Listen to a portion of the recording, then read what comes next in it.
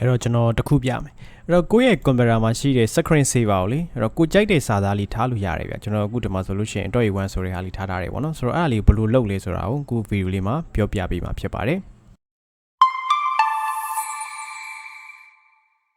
အဲ့တော့ကျွန်တော်တို့ဒီမှာကွန်ပျူတာဖွင့်ပြီးသွားတာနဲ့လေဒီမှာ step menu ကိုတစ်ချက်နှိပ်လိုက်ပြီးတော့အဲ့ search box မှာကျွန်တော်တို့ဘာရိုက်ရှာမလဲဆိုတော့ screen saver ပေါ့နော်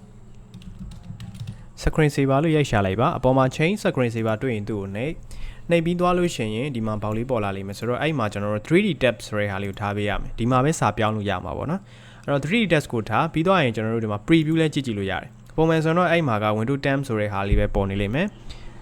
Windows 11သမားတွေလည်းစမ်းလို့ရမယ်လို့ထင်ပါတယ်အဲ့တော့ဒီမှာ setting တွေကိုကျွန်တော်တို့သွားလိုက်ပါသွားပြီးွားရင်ဒီ custom tab ဆိုတဲ့နေရာမှာလေကြိုက်တဲ့စာသားရေးလို့ရတယ် font တွေလည်းပြောင်းလို့ရတယ်ဒီမှာ reflection ဆိုတဲ့ဟာလေးရွေးထားရင်တော့အခုလိုမျိုး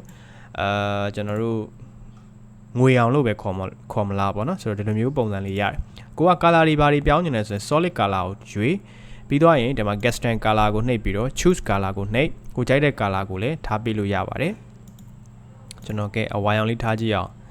preview ကြည့်မယ်ဆိုတော့ဒီလိုအဝါရောင်လေးဖြစ်သွားတယ်ပေါ့နော်ကျွန်တော်ကတော့ဆောင်းတာပုံစံပိုကြိုက်တယ်အဲ့တော့ setting ကိုပြန်သွားပြီးတော့ reflection ပဲပြန်ထားလိုက်မယ်ပြီးတော့ရင် okay ပေါ့